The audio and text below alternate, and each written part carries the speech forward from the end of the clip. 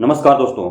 दोस्तों सर्वप्रथम उन सभी सफल अभ्यर्थियों को ढेर सारी बधाइयाँ, ढेर सारी शुभकामनाएँ और जो सेलेक्ट नहीं हो पाएँ, वो आगे की रणनीति तय करें, तैयारी करें। दोस्तों 11-12 का लगभग विषयों का रिजल्ट जारी कर दिया गया है, साथ ही 1 to 5 का भी रिजल्ट घोषित किया गया। मैंने पहले भी बोला था कि जिस प्रकार क्वेश्चन पेपर को लेकर के, प्रश्नों के लेवल को लेकर के परीक्षा से पूर्व सारे यूट्यूब चैनलों और कोचिंग संस्थानों का अनुभव फेल हुआ है, उसी प्रकार कट ऑफ का को लेकर के भी फेल होगा। पूरे यूट्यूब चैनल पर सिर्फ 2 ऐसे चैनल हैं, एक कैरियर बीट नीरज जी हैं और एक एसएन गुरुकुल। यहाँ पे जो आपको कट ऑफ बताया गया था, चाहे वो कम्युनिटी बॉक्स के माध्यम से या वीडियो के माध्यम से, वो कट ऑफ लगभग उसी के इर्द गिर्द जो है कैटेगरी वाइज घुमा है। आप अभ्यर्थियों ने भर भर के कमेंट बॉक्स में गालियां भी दी कि इतना लेवल जब हाई है तो फिर इतना कट ऑफ कैसे बता रहे हैं, आप परीक्षा में बैठे नहीं हैं, आपने क्वेश्चन का लेवल नहीं देखा है, फलाने ढिमकाने जो भी कहा। तो कभी कभी लगता था हम लोग को भी कि शायद हमसे भूल हुई है, लेकिन दिल कभी नहीं माना कि कट ऑफ को हम कम कर सिर्फ आपके भावनाओं से जोड़ करके कट ऑफ को कम करें और व्यू के लिए वीडियो बनाएं।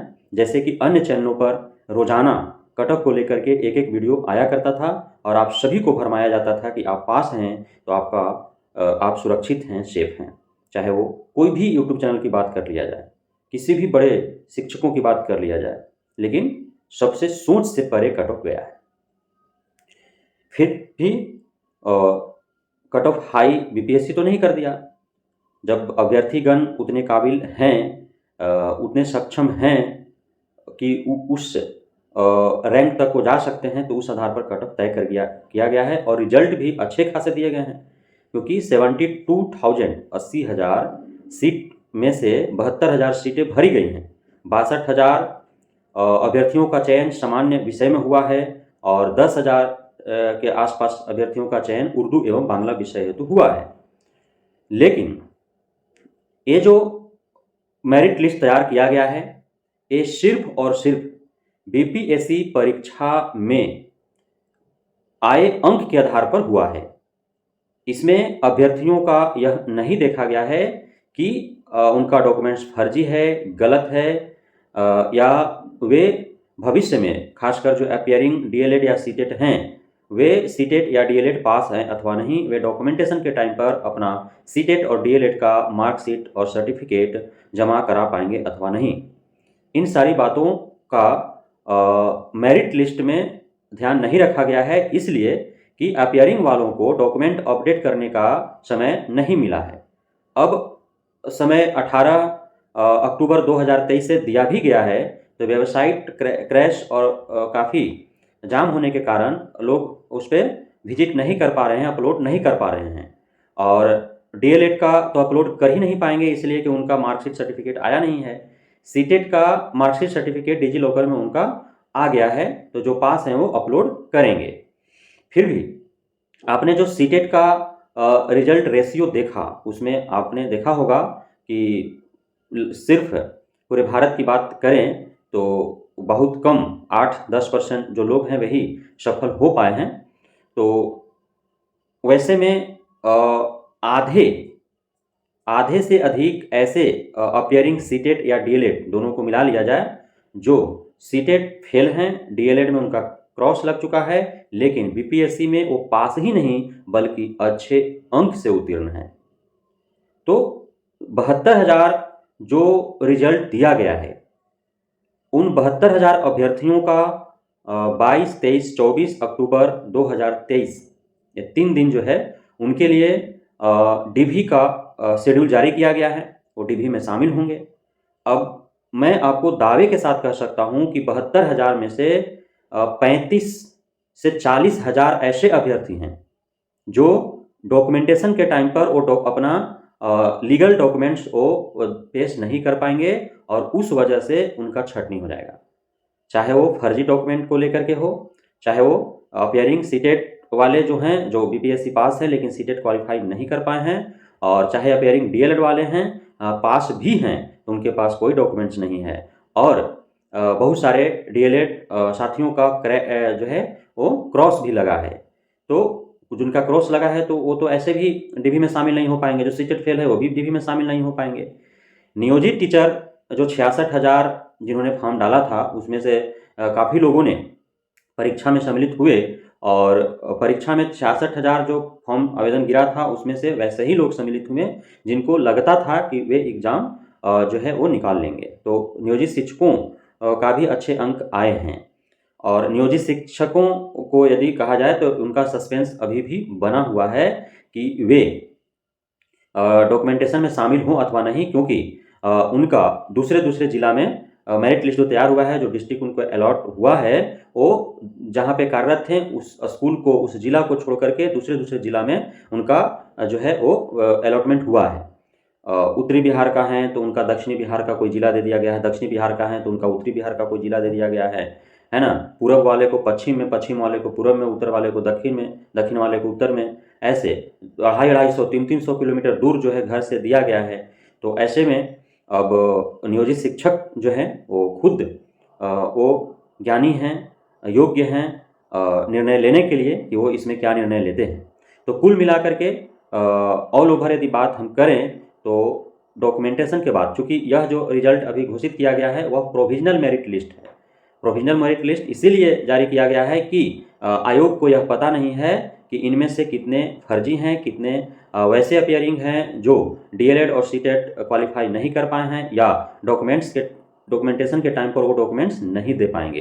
कितने नियोजित शिक्षक हैं जो नहीं जो है इसमें डॉक्यूमेंटेशन में सम्मिलित होंगे, क्योंकि उनके लिए विशिष्ट शिक्षक नियमावली आ गया है, और उसमें भी राजकर्मी के समान ही विशिष्ट शिक्षकों को भी सारा सुख सुविधा मिलने वाला है। और उसमें एक और लाभ है कि जो विशिष्ट शिक्षक नियमावली के तहत जो सामान्य सहायक विभागीय परीक्षा पास करके जाएंगे, वो यदि सफल हो जाते हैं तो उन्हें जिस स्कूल में वो पढ़ा रहे हैं उसी होम टाउन, होम सेंटर में वो पढ़ाते रहेंगे, और उनका एक्सपीरियंस भी काउंट होगा, जो आगे पदोन्नति के लिए उनको जो है वो उसमें काम आएगा।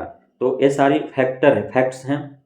तो इन सारी बातों को देखते हुए मैं आपको एक दावे के साथ कह सकता हूं, चूंकि बीपीएससी आयोग के चेयरमैन ने साफ कहा है कि वेटिंग लिस्ट मेरे पास तैयार है, यदि बिहार सरकार आदेश करे तो वेटिंग लिस्ट हम जारी कर सकते हैं। और साथ ही सेकंड सूची जब डॉक्यूमेंटेशन में आधे लोग जब छट जाएंगे, वो डॉक्यूमेंट्स पेश नहीं कर पाएंगे, तो क्योंकि दूसरे राज्यों के भी बहुत ऐसे अभ्यर्थी हैं जिन्होंने फर्जी तरीके से वे बिहार का स्थानीय निवास प्रमाण पत्र और यहाँ का ईडब्ल्यूएस जाति प्रमाण पत्र ओबीसी वगैरह बनवा करके और कैटेगरी में शामिल हुए हैं, तो वैसे लोग भी शामिल नहीं हो पाएंगे।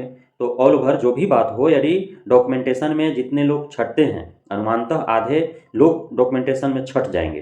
तो अब जब इतनी भारी संख्या में जब गिरावट आएगी अभ्यर्थियों का, 72,000 में से 30,000 35,000 लोग जब डॉक्यूमेंटेशन में छट जाएंगे, तो लाजमी है सेकंड सूची जारी करने का सवाल उत्पन्न होता है। बिहार सरकार के अधीन जब यह है, बीपीएससी आयोग के चेयरमैन ने साफ कहा है कि बिहार सरकार यदि आदेश करेगी तो हमारे पास वेटिंग लिस्ट तैयार है, हम वेटिंग लिस्ट भी जारी कर सकते हैं और दूसरी सूची भी जारी कर सकते हैं।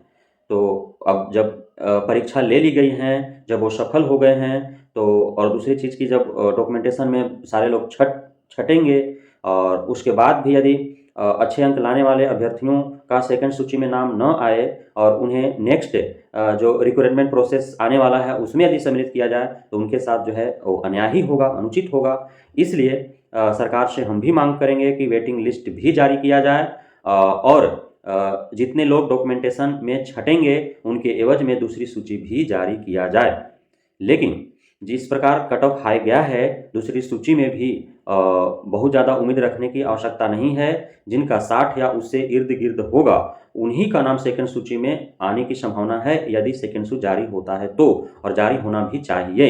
इसके लिए डॉक्यूमेंटेशन के बाद जो आंकड़े निकल करके आएंगे कि कितने लोग डॉक्यूमेंटेशन में छटे हैं, 30 से 35,000 लोगों को डॉक्यूमेंटेशन में छटने का उम्मीद है, क्योंकि सीटेट में बहुत सारे लोग जो हैं वो फेल हो गए हैं, डीएलएड का सर्टिफिकेट उनको नहीं मिला है या क्रॉस लग गया है। नियोजित शिक्षक भी बहुत सारे लोग इसमें जो है भाग नहीं लेंगे, और फर्जीवाड़े भी बहुत हुआ है डॉक्यूमेंटेशन में, खासकर स्थानीय निवास प्रमाण पत्र और जाति ईडब्ल्यूएस ओबीसी को लेकर के भी बहुत ज़्यादा फर्जीवाड़े हुए हैं। और कई फॉल्स सीटेट का सर्टिफिकेट भी अपलोड किया है या अन्य फर्जी प्रमाण पत्रों के सहारे उन्होंने आवेदन किया है, परीक्षा भी दिया और अच्छे मार्क्स भी आए हैं।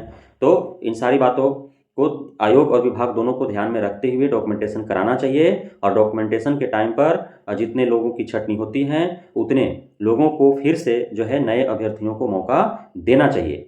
1 नहीं, 2 नहीं बल्कि 3 सूची जारी करे, लेकिन जो है अधिक से अधिक 80,000 प्राइमरी में जो वैकेंट सीट है उसके एवज में अधिक से अधिक अभ्यर्थियों को मौका मिलना चाहिए, ताकि उन अभ्यर्थियों को दोबारा परेशानियों का सामना न करना पड़े।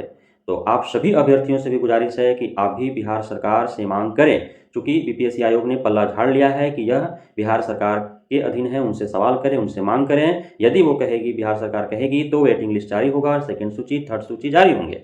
तो इसलिए बिहार सरकार पे दबाव बनाया जाए अभी से ही कि वेटिंग लिस्ट जारी किया जाए और डॉक्यूमेंटेशन में जितने लोग छँटते हैं उस वेटिंग लिस्ट में से नए अभ्यर्थियों को मौका मिले, सेकंड सूची भी जारी हो, ताकि अधिक से अधिक सफल अभ्यर्थियों का चयन हो सके। तो बहुत बहुत धन्यवाद आप सभी का हमारे साथ जुड़ने के लिए।